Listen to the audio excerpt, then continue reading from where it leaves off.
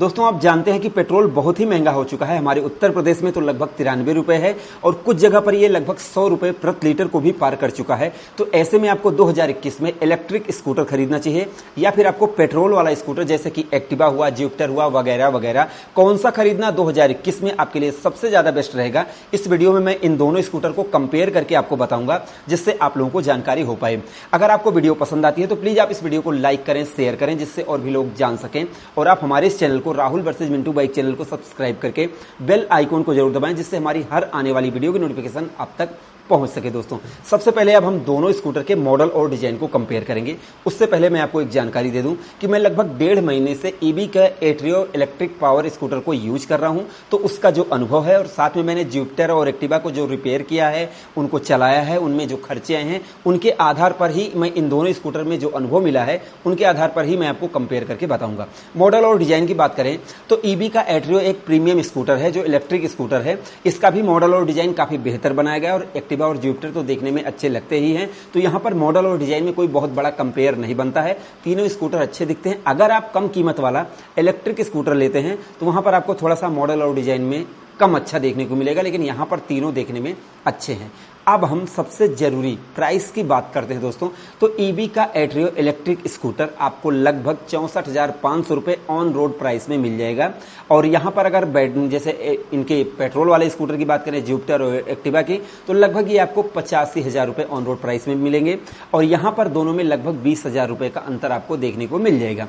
अगर आप जैसे कि पेट्रोल वाले स्कूटर जुपिटर और एक्टिवा की बात करते हैं, तो जब आप खरीदेंगे तो 1-2 साल तक आपको इंश्योरेंस और प्रदूषण नहीं करवाना पड़ेगा, लेकिन बाद में इसमें लाइसेंस की जरूरत पड़ेगी और इंश्योरेंस, प्रदूषण, ये सारी चीजें चाहिए।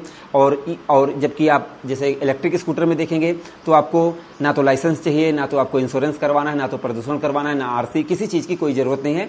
आपको अपनी सेफ्टी के हिसाब से हेलमेट लगाना है, बस आपको चलाते रहना है, मास्क लगाना है और चलाते रहना है। तो यहां पर यह खर्चा भी इसमें कम हो जाता है। इसके अलावा दोस्तों अब जैसे कि एक सबसे जरूरी बात मैं आपको यहीं पर बता दूं, बाद में बताने से कोई फायदा नहीं है। जैसे कि इलेक्ट्रिक स्कूटर में आप जो भी खरीदेंगे, जितना पैसा आप लगाएंगे उसी हिसाब से रेंज आपको मिलती है।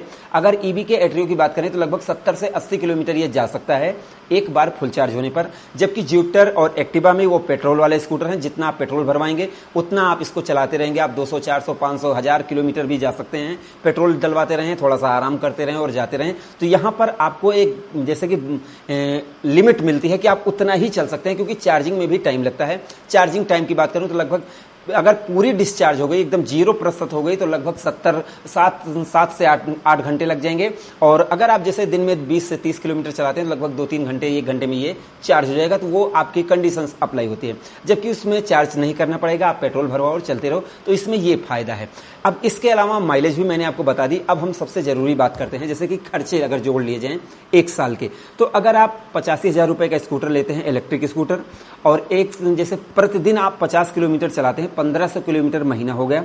अगर आप इसको 12 से गुणा करेंगे 1 साल में तो 18,000 किलोमीटर आपका हो गया। और 18,000 किलोमीटर में 45 की माइलेज अगर देता है, वैसे 45 की माइलेज देंगे नहीं, लेकिन अगर 45 की देते हैं तो लगभग आपके 37,000 रुपए का पेट्रोल 1 साल में लग जाएगा। तो 85 और अगर आप 37,000 जोड़ेंगे तो 1,22,000 होगा। यहां पर मैंने कोई भी सर्विस का चार्ज इंक्लूड इसमें नहीं किया है। तो लगभग 1,22,000, आप इसको 1,30,000 भी मान सकते हैं। अगर सर्विस और बहुत सारी चीजों को अगर जोड़ा जाए तो 1,30,000 रुपए 1 साल का हो गया। वहीं अगर आप 65,000 रुपए का स्कूटर लेते हैं, उसमें आप 10 रुपए प्रतिदिन चार्ज करते हैं उसको, तो लगभग 3600 रुपए की बिजली ये खाएगा 1 साल में। और 18,000 किलोमीटर ये चल जाएगा, तो 70-80 किलोमीटर ये चल ही जाता है एक बार में। तो 50 किलोमीटर का मैं माइलेज निकाल रहा हूं, तो आपके लगभग इसमें 1 साल में 40,000 रुपए या 35,000 रुपए आपके बच जाएंगे। तो लगभग इतना हुआ। लेकिन अब इतना में ही आपको ख्याली पुलाव पकाने की कोई जरूरत नहीं है। कुछ और भी कमियां जान लें और अच्छाइयां जान लें। मैंने आपको बता दिया कि इसमें लिमिट है कि आप इतना ही चला सकते हैं। अब जैसे कुछ लोग ये भी सोचेंगे कि रास्ते में अगर बैटरी खराब हो गई तो मैं क्या करूंगा। अगर पेट्रोल वाले स्कूटर में ECU खराब हो गया तब आप क्या करेंगे, तब भी आपको धक्का मारना है। अगर उसमें करंट नहीं आ रहा है तब भी आप धक्का मारेंगे। इसमें अगर जैसे कि बैटरी खराब हो गई तो भी आप धक्का मारेंगे। तो धक्का तो मारना लिखा ही है भाई, अगर कोई आकस्मिक घटना होती है। बाकी इतना जल्दी कोई प्रॉब्लम नहीं आती है। रही बात सामान की, तो हर जगह सामान जैसे जो ये पेट्रोल वाले स्कूटर हैं इनके सामान और सर्विस मिल जाती है। और यहाँ पर एक चीज़ मैं आपको और बता दूं कि पेट्रोल वाले स्कूटर में आपको सर्विस भी करवानी होगी। इसमें आपको सर्विस करवाने की कोई आवश्यकता नहीं, क्योंकि ना तो इंजन है ना तो फाइन बेल्ट है, सिर्फ इसमें पहिए लगे हैं, मोटर लगी है जो कि खराब होने पर ही बदली जाएगी। उसके अलावा जैसे आप चाहें तो सस्पेंशन में तेल वेल डलवा लें कभी ज़िंदगी में खराब हुए तो, या फिर बैरिंग में ग्रीस लगवा लें। तो यहाँ पर देखा जाए दोस्तों, बहुत ज़्यादा लंबा नहीं खींचते हैं, सीधा मुद्दे पे आ जाते हैं कि फायदा इलेक्ट्रिक स्कूटर में भी है और इसमें भी है। अगर आपको, अब लास्ट में मैं निष्कर्ष बता रहा हूं, अगर आपको बहुत दूर चलना है तो वहां पर आपके लिए पेट्रोल वाला स्कूटर ही सबसे ज्यादा बेस्ट रहेगा, क्योंकि आप खड़े होकर चार्ज नहीं कर पाएंगे, क्योंकि चार्जिंग में लगता है भाई टाइम। तो यहां पर अगर आपको ज्यादा दूरी चलना है तो आपको पेट्रोल वाला स्कूटर खरीदना चाहिए। लेकिन अगर आप सिटी में ही लगभग 30 से 40 किलोमीटर 50 किलोमीटर चल रहे हैं तो आपके लिए इलेक्ट्रिक स्कूटर सबसे ज्यादा बेस्ट है, क्योंकि ये आपके पैसे बचाएगा। और आने वाला समय इन्हीं का ही है, क्योंकि आप जानते हैं कि पेट्रोल जैसे जैसे बढ़ता जाएगा लोगों की एकदम कमर तोड़ महंगाई होती जाएगी, तो दिक्कत तो आएगी। तो आप डिसाइड कर लें कि आपको दिन में कितना चलना होता है, क्योंकि आप ये भी जान लें, मैं आपको ये भी बता दूं, अगर आप इलेक्ट्रिक स्कूटर रखते हैं तो उसके अल्टरनेटिव एक और बाइक या स्कूटर आपको रखना पड़ेगा। जैसे मान लीजिए लाइट नहीं आ रही है, एक आध 2 दिन खराब हो गई, तो फिर आप कैसे जाएंगे? तो ऐसे में एक कोई भी स्कूटर या बाइक होनी चाहिए, तब ये ज़्यादा बेटर रहता है। लेकिन अगर कंपेयर में देखा जाए दोस्तों तो इलेक्ट्रिक स्कूटर ज़्यादा बेटर है खर्चे के हिसाब से देखा जाए। बाकी भाई लंबी दूरी जाना है तो पेट्रोल वाला स्कूटर इज़ द बेस्ट।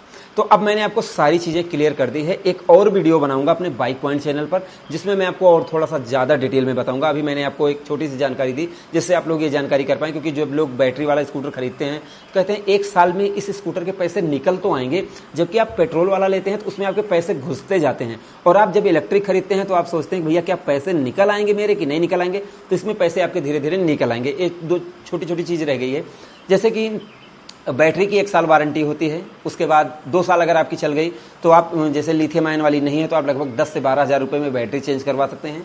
ये भी आप जान लें। तो आप सारी चीज़ों का खर्चा जोड़ लें। मैंने आपको सारी चीज़ें क्लियर कर दी। अब आप बताएं कि आप इलेक्ट्रिक स्कूटर खरीदेंगे या फिर आप पेट्रोल वाला खरीदेंगे, इस वीडियो में जरूर बताएं कमेंट सेक्शन में। वीडियो आपको पसंद आई हो तो प्लीज़ आप इस वीडियो को लाइक करें, शेयर करें। चैनल को, हमारे Rahul versus Mintu bike channel को सब्सक्राइब करके बेल आइकन को जरूर दबाएं, जिससे हमारी हर आने वाली वीडियो की नोटिफिकेशन आप तक पहुँच सके। तो हमारी इस वीडियो को देखने के लिए आपका दिल से धन्यवाद। आपका दिन शुभ रहे। धन्यवाद।